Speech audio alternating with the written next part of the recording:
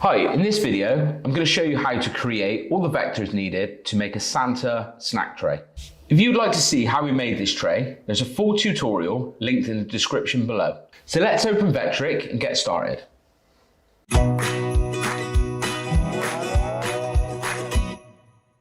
So first we're going to set up our stock. Now what I've got is a stock here of 350mm on the x-axis. I've got a stock then of 600mm on the y-axis, and my stock is 40mm thick. So for this project, we're going to set our X and Y datum position from the center of our stock, because this is going to be a two-sided operation. So as we flip the stock over, I want to be able to center then exactly to the center again. So just for help, I'm going to add very high quality on the modeling resolution, just so we get a better picture of seeing what it is we're carving. Okay, so the first vector we're going to create is going to have an external radius of 50mm, and that is going to be 300mm on the x-axis and 550mm on the y-axis. So if I come over to the center point, it's going to auto snap now that to the center of our stock. And the next vector I'm going to create is the inside dish of our tray. So I'm going to come back over to the Draw Rectangles tool, and I'm going to select a 25mm external radius. And we want our bowl to be 270mm on the X and 400mm on the Y-axis. So there we go, nice and simply, that's just snapped straight to the center for us. So the next thing to create is going to be some handle holes. So these handle holes are going to be same 25mm radius on the corners, and they're going to be 120 by 25. So the fact that I have a 25mm radius on a 25mm rectangle means we're going to have some lovely rounds in the corners. So if I just deselect that vector, you can see those nice rounds in the corner. So the next thing I'm going to do is I'm going to create another one of these handle vectors, and I'm going to use that 25mm width as a spacer. So I've got this mock handle vector selected, and I'm going to select the vector of the bowl, and I'm going to use this tool here on the alignment options. Okay, and as you can see now, that's perfectly spaced each edge. So I'm using that mock handle vector then just as a spacing tool.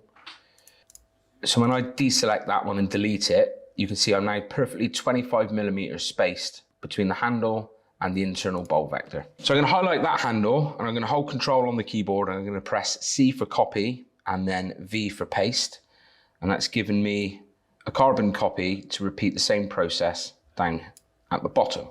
So again, I'll select the mock handle profile, or I'll call it a spacer. I'll select our spacer vector, and I'm going to select our bowl vector, and I'm going to use the alignment tool, and I'm going to snap those two together. Then I'm going to hold down Control and press C followed by V and give myself a secondary vector which will form as our handle hole. And then what I'll do again is I'll select our new handle hole, and I'll select the spacer, and I'll press the alignment button, and that's going to snap perfectly again. So I'll take the spacer and I'll press delete, and I'll get rid of that. So what we have now is two handle vectors perfectly spaced across the x-axis, and they're both spaced 25mm away from our bowl cutout. Okay, so at this stage here, to give you some visual reference, I'm going to start creating some vectors. So to give you some visual reference, I'm going to start creating some toolpaths. So the first toolpath is going to be a pocket. And for that tool, I'm going to use a 25mm ball nose cutter. And I'm going to cut into this project by 15mm. So if I calculate that,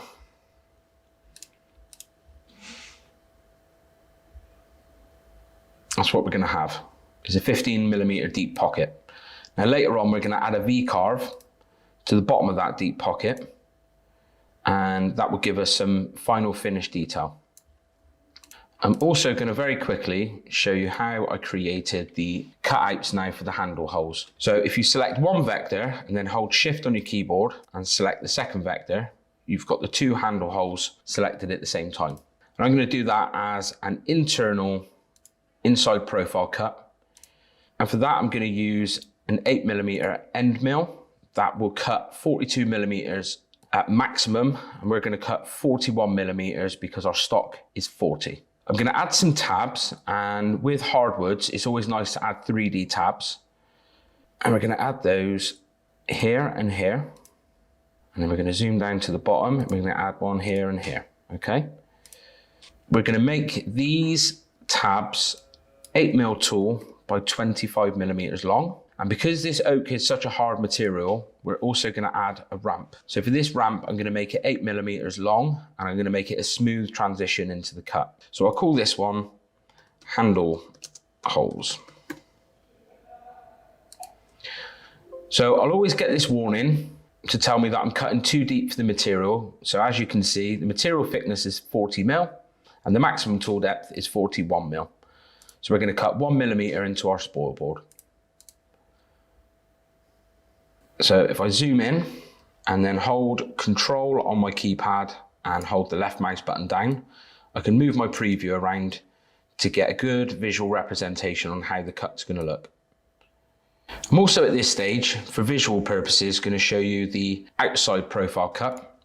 So again, selecting the correct vector and selecting the profile cut toolpath, I'm going to ask that to cut outside, and I've already got my 8mm end mill selected, and I've already got the appropriate cut depth. So I'm going to add to this project a reverse finishing cut at 0.01 millimeters. So that's a tiny little skim. It's going to take off that outer edge then, just to clean up any remnants of any sort of tool chatter. Again, we're also going to add the same 8x25 millimeter tabs, and I'm going to ask for it to put a tab here, here, here, and here. Okay, so for this type of project, where you're going to have the cutter going up and down into this project for 21 passes, it will leave a lot of tool marks on the side of your oak. So to get away from this, you can ask it to create some leads. I'm going to make my lead angle 45 millimeters, and I want my lead length to be 7 millimeters. And I'm also going to ask it to do a lead out. So now I've named my toolpath as the outer profile. When I ask it to preview, we will see exactly what these leads are. So if I come down to this part of the preview, you can see when my tool is plunging in and out of the stock down here, okay, it is doing it away from the edge of my project. So it's going to plunge in over here, and then it's going to move in at a 45-degree angle to the edge of my stock. Then it's going to go all the way around the stock, and then when it comes back out, it will follow this corner and it will come back out over the project here. And this is, like I said, going to save any tool marks and any burn-in on the side of my project. So very, very good tip. Okay, so now we've done all of the basics for the top part of our tray. I'll just move that around so you can see what it's going to look like. So now we've created some basic vectors and basic tool paths that's going to show the rough outline of this project. Now we're going to have some fun by adding some VCarve detail to really bring this project to life. Okay, so for the first part of this, I am going to select the text function on VCarve, and I would like my letters to be 30 millimeters tall. And the font that I'm going to go for is going to be Script MT Bold. And we're going to have Santa's Snacks. Okay. So as you can see, I've got my Santa Snacks text done at the correct size for me. Now, if I go into Rotate Selected Objects and I ask it to turn 90 degrees, that text is now going to be facing backwards on my SmartBench. So I will change it back to where it was before. Now, if I select these vectors and rotate it by 270 degrees, that is now going to be facing forward. So as I stand at my console, I can see that lovely text come to life the right way around for me. Okay, and any other detail I put in by rotating that 270 degrees, that will do the same. So I'm just going to move this around until I'm happy with where it is. And I'm going to select this center functioning tool to snap that to be the center of my stock. So if you remember, my actual tray vectors are the center of my stock, and now this text is also centered. So if I select this text again, I can just kind of move it around to my heart's content using the arrow keys on the keyboard to get it where I want it. Okay, so now I have the text set out roughly where I would like it. I'm also going to add this lovely little nativity scene type vector, which has got some reindeer and some pine trees and a little bit of foreground. Okay, now I want to orientate this by dragging a box over the whole of the design. I want to orientate this so this bottom part of the design isn't too close to the inner lip of the bowl, because this inner lip, if I go back to the 3D view, you can see that this inner lip has a curve to it. So I don't want my 60-degree V cutter clashing with the side of the bowl, and I don't want it disturbing the bottom part of this rounded lip, okay? So I'm quite happy with it there, just for argument's sake. And all I'm gonna do now is just bring this Santa text vector down a bit, just to even the space out. So what we're going to do now is we're going to select the Santa tray vector and the nativity scene, again by drawing a box around all of those parts and pressing G to group those together. I can also hold the shift button down on the keyboard and then left click on the Santa snacks, and I've got all of those vectors that I wish to VCarve. I've got them all selected together. So I'm going to come over to the toolpaths for the VCarve. Okay, so what I'm going to do now is I'm going to select my 60-degree VCarve cutter. I'm going to have a start depth of 15 millimeters because it's going to sit in the bottom of this 15 millimeter bowl.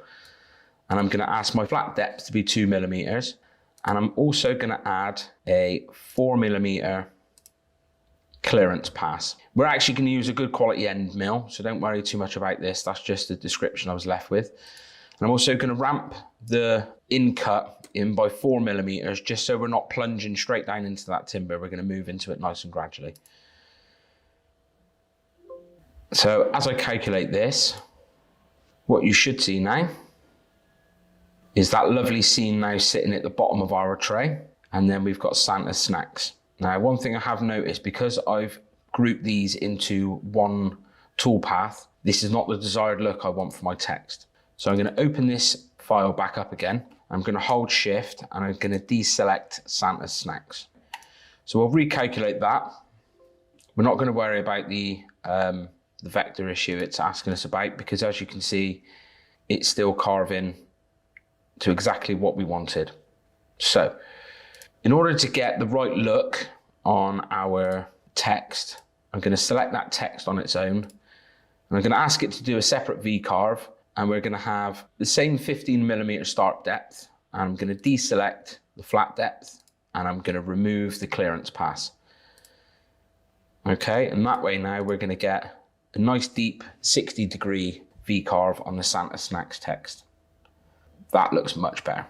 Okay, so now we've got all of the profiles and our toolpaths made for our handle cutouts, our outer profile, our inner bowl, and then that nice VCarve that's going to sit in the bottom of the bowl. So now what I'm going to do is I'm going to double check all my feeds and speeds to make sure I'm happy with how this is going to cut. And then we're going to move on to saving some of these toolpaths into G-code. And I'm going to show you some tips then on how to minimize the amount of G-code files you run. So now we've got all of these vectors and profiles made. What we'll do now is we're going to look at saving some of these toolpaths off onto our computer. So what I'll do at this stage is I will just go through and I will start to rename these toolpaths. That way then, when I'm saving it, it's just an easy reference to know exactly what I'm saving and what cutter I should be saving and in what order. So first things first, I want to make this outer profile cut the very last cut we do. Okay, so we've got our bowl clearance here, which is going to be our big 25mm dish carving cutter. Then we've got our handle holes, which is an 8mm cutter. And then we've got our V-carves. Okay, so I'm going to ask it to save our first toolpath, which as you can see, that's a 25mm ball nose cutter there. I'm happy with that. And it's also got the bowl clearance written there. So I'm going to save this toolpath now. And what I'm going to do is I'm going to create a new folder and we'll call this Santa tray. If I open up this file here, we're going to add at the front of our description, Santa tray. So that way then when I transfer it over to SmartBench via the Smart Transfer software, I'll know exactly which ones I'm using and in what order as well. So I'm also going to add that this is the 25mm ball nose. Okay, so we'll save that one. So the next toolpath I'm going to save is going to be the 8mm cutter cutting these handle holes. So again, I'm going to click on Save Toolpath, and where I've got handle holes, if I click at the beginning, we'll put Santa tray and then 8mm end mill. So again, I'm going to know what I'm cutting and what tool I need for it when I'm over at the console on the SmartBench.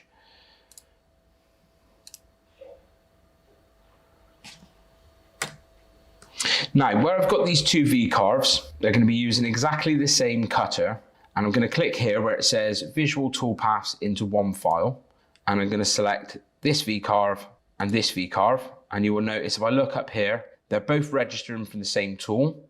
That's going to be our Santa Snacks text, and that's going to be all the finished VCarve then for our nativity scene. So if I go to Select Toolpath, that's now grouping both of those into one G-code file.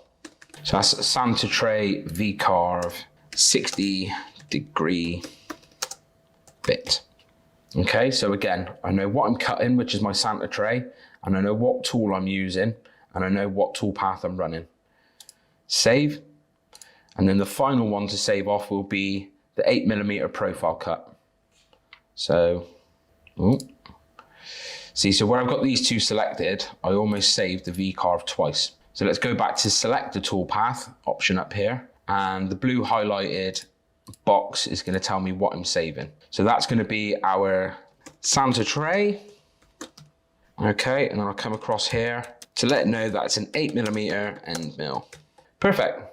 So for the top side of our project, that is all of our G-code saved, all of our toolpaths created, and that's ready to send over to SmartBench to get cutting. So for the top part of our project, we've got all of the G-code saved. That's now ready to go into Smart Transfer and send across to SmartBench.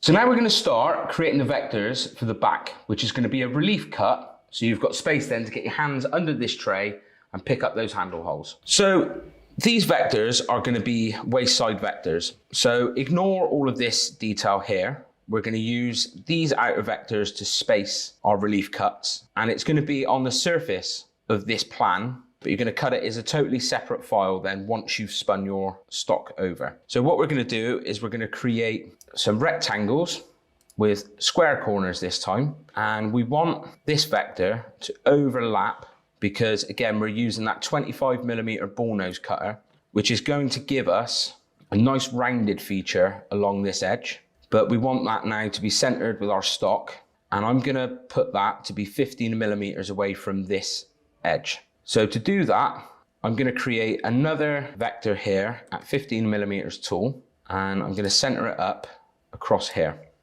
So again, to align this correctly and to utilize the thickness of this vector, I've got my vector selected, and now I'm going to select, by holding shift, I'm going to select the bowl vector next, and I'm going to use this alignment tool to snap those two together. Then I'm going to select this larger vector, followed by this 15mm spacer vector, and I'm going to snap those two together. So because I want to replicate this now at the bottom of my project, I've got both of these vectors selected, and I'm going to hold Control, and I'm going to press C for copy, and then I'm going to press V for paste. And at this stage, I'm going to use the mirror selected objects feature, and I'm going to flip them vertically. So I'll come back down and I'll select the bottom of our bowl vector, and I will use this alignment tool, and again we snap that exactly where we want it. Okay, so now I want these two vectors at the bottom of our tray to be exactly the same, and the first thing I'm going to do is press G on the keyboard to group those together so they stay in perfect alignment at the bottom end. I'm going to hold Control and press C, and while still holding Control, I'm going to press V, and I'm going to use the mirrored selected objects feature, and I'm going to flip them vertically. Now with those vectors still selected, I'm going to come down and I'm going to hold Shift and select our bowl, and I'm going to use this alignment feature here to snap those two across. Now I'm going to remove this small vector which we've only been using as a spacer. So to do that, I'm going to highlight these grouped vectors, and I'm going to press U on the keyboard, which is going to ungroup them. I'm going to select just this vector alone and press the delete button, and now it's gone. I'm going to come back up to the top, and again I'm going to select these grouped vectors. I'm going to press U to ungroup them, and I'll select our little spacer, and I'll press delete, and they're gone. Now the only last thing to do now is to select both of these cutouts, and I'm going to cut these as a pocket out of our stock. Again, using the same 25mm ball nose cutter, and I want to cut this 25mm deep, which is going to leave us with a 15mm thick lip. Now, as I press calculate, as you're going to see, it's going to distort the visual aspect of our proposed design, but that's not a problem because we're cutting all of the first tool paths from the surface of our stock. Then as we flip it over, we're going to cut this one, which I'm going to call this handle reliefs. Okay, so all I need to do now really is just save this final G code, and we have everything ready then to cut our tray. So again, Santa tray, handle reliefs, and I'm going to do that as bottom side. That's a 25mm ball nose. And that's saved. All of this G code is now ready to send over to SmartBench via Smart Transfer. Right. Stunning. I'll just do that to this camera. Okay. There we go, guys. That's how we made the Santa snack tray, which we cut on SmartBench. We put a link to this file in the description below, so you can download this and cut it yourself. If you'd like to see us cut this on SmartBench, there's a link to that tutorial in the description below. Thanks for watching. I hope you found this interesting, and Merry Christmas.